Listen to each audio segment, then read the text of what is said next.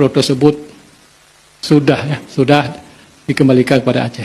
Jadi mudah-mudahan tidak ada yang dirugikan, juga Aceh dan Sumatera Utara. Yang penting pulau tersebut adalah dalam kategori NKRI. Itu mimpi kita semua. Jadi mudah-mudahan ke depan tidak ada lagi permasalahan, aman damai antara Provinsi Aceh dan Provinsi Sumatera Utara. Terus itu juga bagi rakyat Aceh, terima kasih kepada Bapak Presiden yang kita sayangi, Bapak Presiden Prabowo Subianto, dan juga Bapak Mendagri, Pak Tito, dan juga Wakil Ketua DPR, Pak Dasko, dan juga Menseknek, Pak Pras, dan juga Bapak.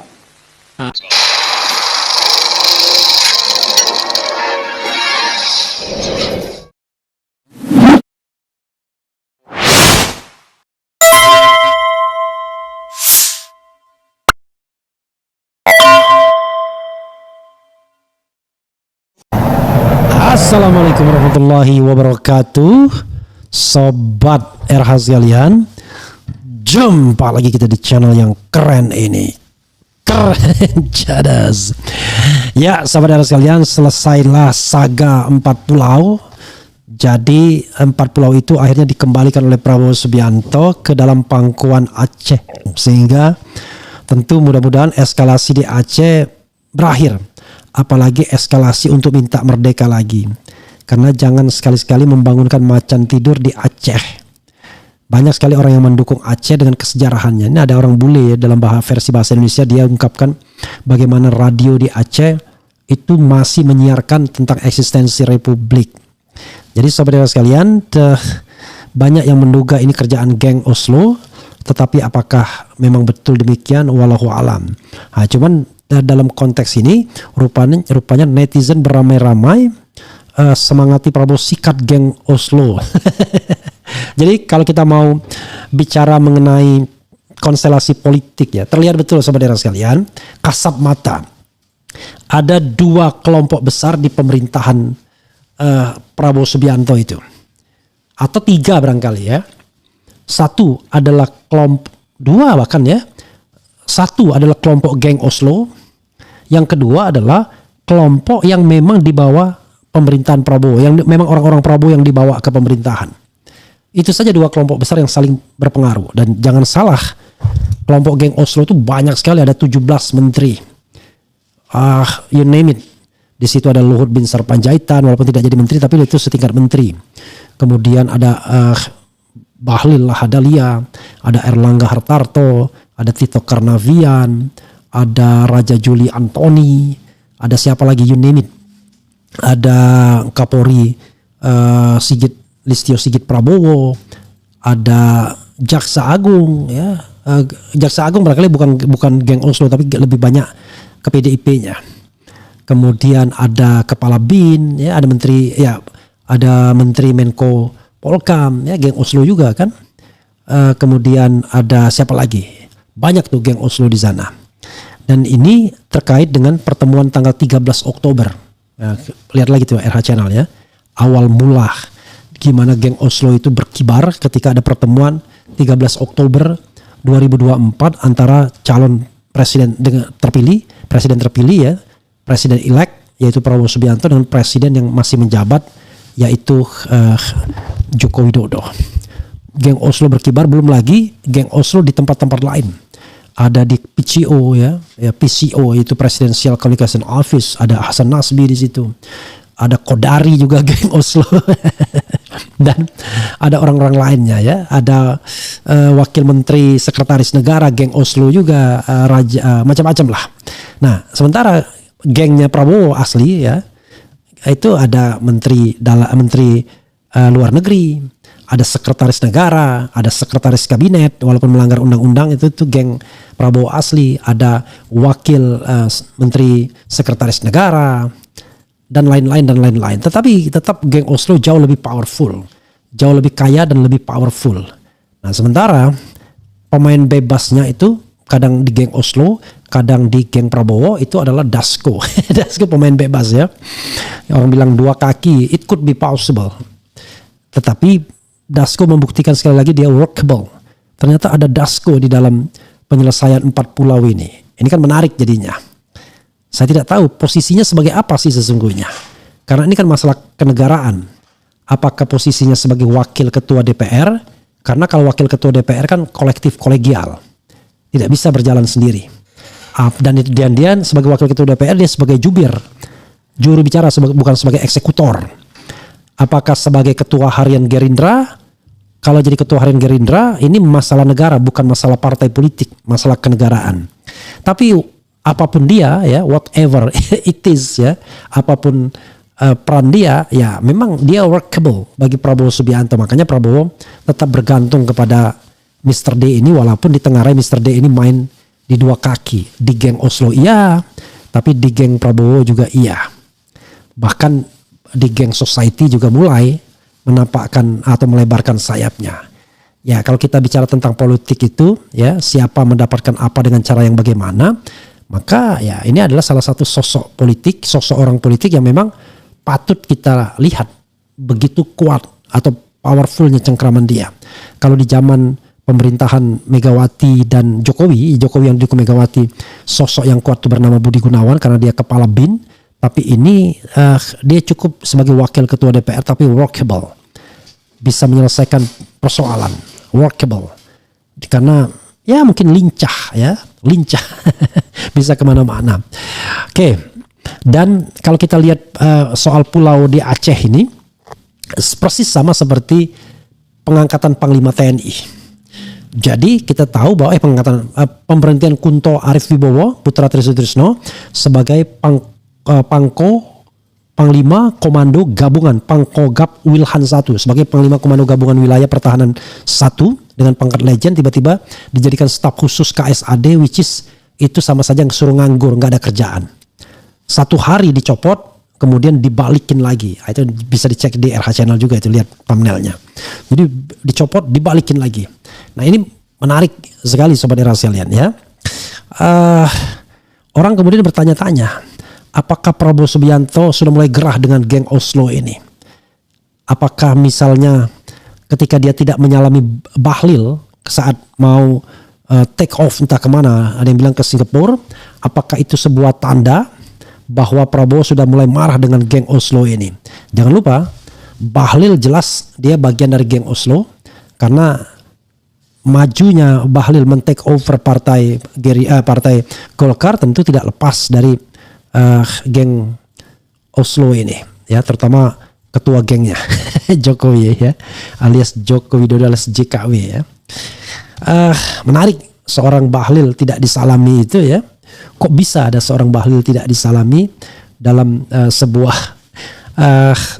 sebuah hal yang dilihat publik?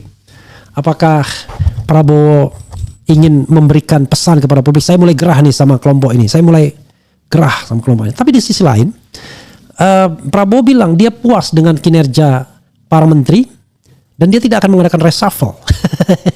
Jadi agak membagongkan juga, ya, membingungkan. Sebenarnya apa yang ingin dituju oleh Jokowi? Jangankan kita, orang dekat pemerintahan pun konon katanya juga bingung. Sebenarnya apa yang ingin diinginkan Prabowo Subianto? Oke, kita taruh satu tesis.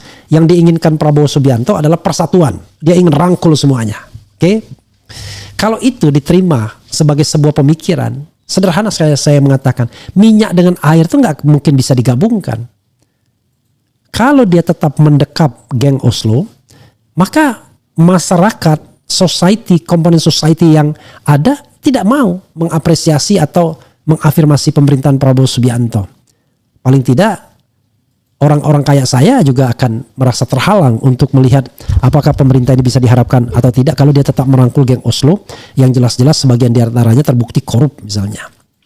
Tapi kalau misalnya dia sudah pisah dengan geng Oslo, maka orang akan lihat bagaimana kinerja Prabowo ke depan. Jadi pilihan Prabowo adalah pisah dengan geng Oslo first, lalu baru kemudian dia bisa mandiri sebagai seorang presiden. Sementara pendukung geng Oslo sudah pasti menginginkan Prabowo dengan Jokowi itu sebagai duit tunggal yang tidak terpisahkan. Orang-orang seperti Sylvester misalnya, Kodari misalnya, selalu berharap bahwa mereka menjadi satu kesatuan. Karena disitulah sumber legitimasinya. Karena kalau misalnya geng Oslo ini disikat misalnya, maka sesungguhnya mereka akan kehilangan pijakan Walaupun yang pragmatis tentu akan memilih Prabowo karena de facto Prabowo berkuasa. Saya sudah pernah mendengar pernyataan dari Kodari misalnya. Saya ini kan sekarang ini membantu Pak Prabowo. Jadi saya diminta ketemu Pak Jokowi, ya saya nggak bisa. Ada kelihatannya dia udah mulai tuh mau bergeser kepada pemerintahan yang secara aktual berkuasa. Adapun ikatan-ikatan sama geng Oslo-nya itu kan biasanya ikatan kenikmatan atau kemakmuran. Geng Oslo banyak sumber-sumber luweknya, finansialnya. Apalagi kalau kaitannya dengan pemilu, memenangkan orang-orang tertentu dalam pilpres dan lain sebagainya, atau dalam pilkada dan lain sebagainya. Coba kita bacakan soal beramai-ramai ini, Sobat Era sekalian. Dan ini tentu menarik, karena itulah yang diinginkan netizen sesungguhnya, atau diinginkan pengamat, agar ya geng Oslo ini kapan disikat atau disingkirkan atau ditumbangkan. Karena tadi minyak sama air itu nggak bisa disatukan. Jadi kalau misalnya Pak Prabowo masih berpretensi dia mau rangkul semuanya, nggak bisa. Dia harus pilih orang-orang yang punya komitmen, yang tidak korup, atau orang yang sesungguhnya komitmennya tidak pada NKRI yang benar, tapi menunggangi NKRI untuk mendapatkan kenikmatan hidup, ya, mengeruk uang negara, ya, korup dan lain sebagainya, sehingga secara politik menjadi powerful karena uangnya banyak. Ya, ketua umum partai itu kalau uangnya sedikit nggak bisa jadi ketua umum partai politik. Oke, coba kita bacakan berita ini dari rmol.id. Netizen beramai-ramai semangati Prabowo sikat geng Solo. Republik Merdeka. Keputusan Presiden Prabowo Subianto soal 4 pulau sengketa antara Provinsi Aceh dan Sumatera Utara Sumut masuk wilayah administratif Aceh menuai apresiasi dari publik. Keputusan itu diambil usai adanya pembahasan antara Presiden Prabowo dengan Wakil Ketua DPR Sufmi Dasko Ahmad bersama Menteri Dalam Negeri Tito Karnavian dan Gubernur Aceh Muzakir Manap serta Gubernur Sumut Bobi Nasution di Istana pada Selasa 17 Juni 2025. Sekali lagi, Dasko itu mewakili siapa secara ketatanegaraan loh? Saya tidak sentimen. Kok bisa ya wakil ketua datang sendirian, tuh wakil ketua doang. Jadi dia kapasitas sebagai wakil ketua DPR. Kan DPR itu kolektif dan kolegial, tetapi ya sudahlah. Politik Indonesia itu begitulah. Ada yang namanya tata negara, tata kelola negara, ada yang namanya informal leaders, ya. Nah, informal leaders itu orang-orang yang walaupun jabatannya apa atau tidak punya jabatan, tapi dia menjadi orang yang bisa menyelesaikan masalah. Menteri Sekretaris Negara Prasetyo Hadi, ya, kalau dulu zaman Jokowi tukang juru rundingnya adalah Pratikno atau juru yang disuruh-suruh. Tapi sekarang kelihatannya bukan Mensesnek karena Mensesnek kurang lincah, tetapi yang disuruh-suruh adalah Wakil Ketua DPR, which is dalam sistem ketatanegaraan Indonesia agak aneh.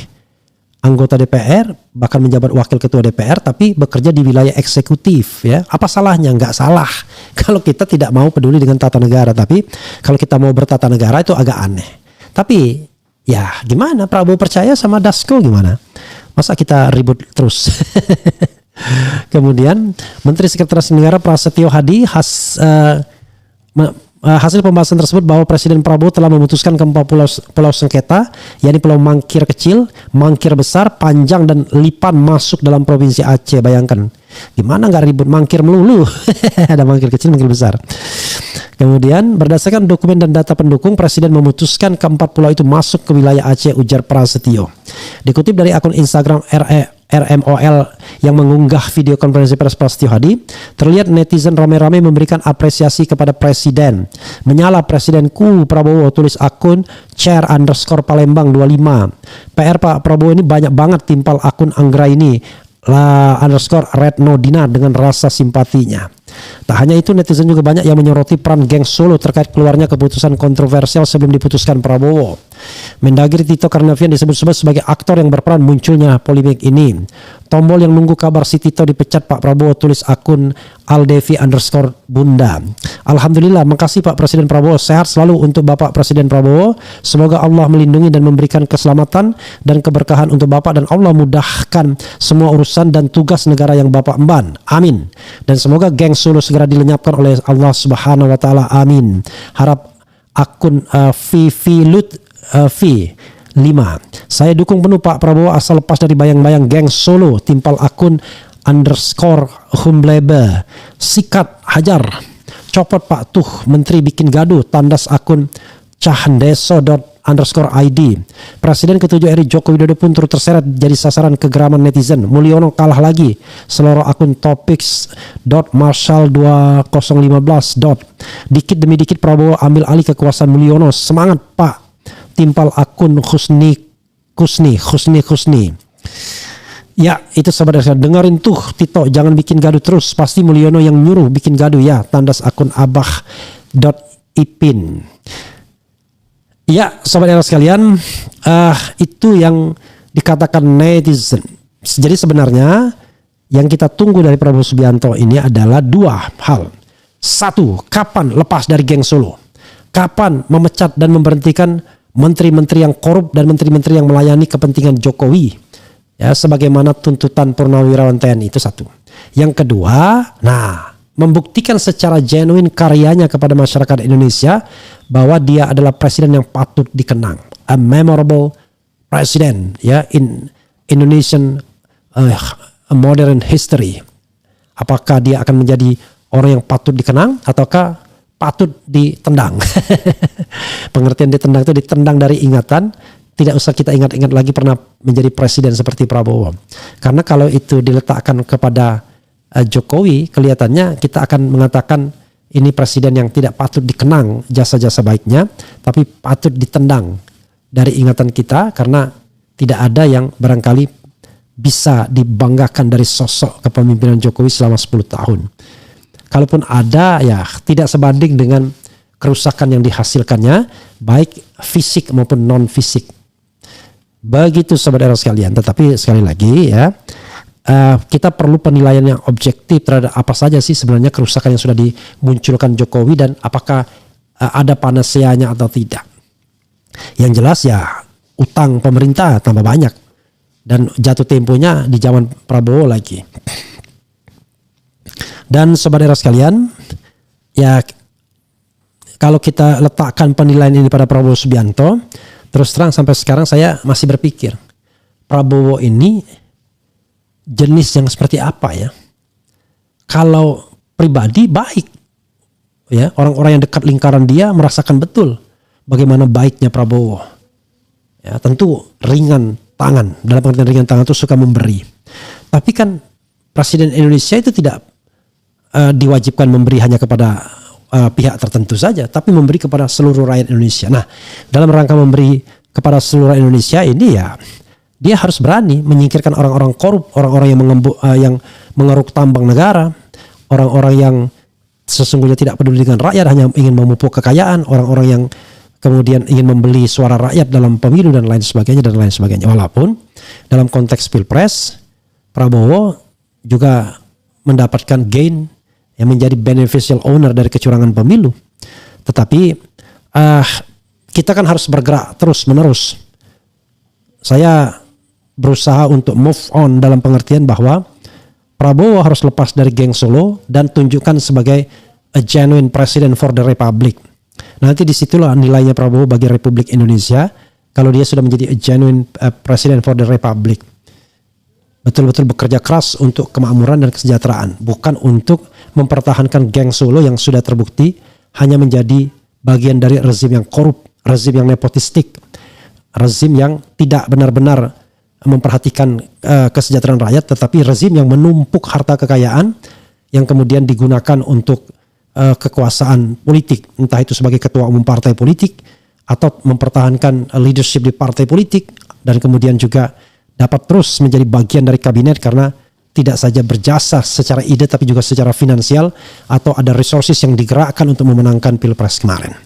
Nah sekarang masyarakat sudah tidak lagi barangkali berpikir, weh itu kan menangnya curang. No, yang sekarang yang diharapkan masyarakat adalah please lepas dari geng Solo, tunjukkan sebagai a genuine presiden.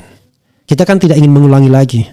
Aku kira angin yang mendesir ternyata hanya patahnya dahan. Aku kira singa padang pasir ternyata hanya kucing rumahan. Kita ingin bahwa singa ini mengaum untuk menjadi pemimpin kelas Indonesia yang genuine dan kelas dunia juga. Ingat, pemerintahan ini tidak lama untuk berbuat. Kalau habis waktu hanya untuk bernegosiasi dengan geng Solo, maka pemerintah tidak akan mencapai apa-apa kecuali sebuah kepuasan semu yang dipuji sendiri. Karya sendiri lalu dipuji sendiri. Karya yang terbaik itu adalah orang lain yang memuji, bukan orang lain yang ikut dalam lingkaran kekuasaan, tapi orang lain yang merasakan benefit terhadap kepemimpinan tersebut, which is rakyat sebagai stakeholder republik ini. Begitu sobat RH sekalian ya. Sehingga kita akan lihat ke depan apakah geng Solo tetap berkibar ataukah geng Oslo ini akan tumbang sebentar lagi. Kalau dia tetap berkibar, tidak ada harapan bagi republik ini. Tapi kalau dia tumbang, maka kita masih bisa berharap, tetapi harus tunggu siapa pengganti-penggantinya dan bagaimana kinerja Prabowo ke depan. Jangan sampai kemudian keluar dari mulut harimau masuk mulut buaya podoai.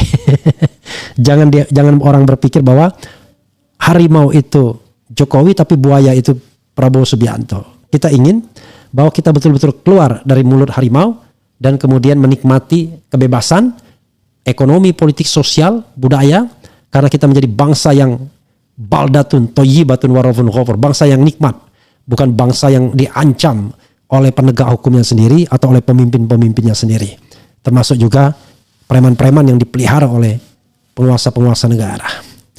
Minyak sama air sekali lagi tidak bisa dipadukan, tidak bisa disatukan. Prabowo harus memilih salah satunya. Kalau minyak itu disimbolkan sebagai kejahatan, maka Prabowo harus memilih air. Sehingga air itulah yang akan menghidupi. Begitu. Sementara minyak hanya akan membakar. Begitu saudara sekalian. Mudah-mudahan ini bermanfaat. Wassalamualaikum warahmatullahi wabarakatuh. Keren cadas.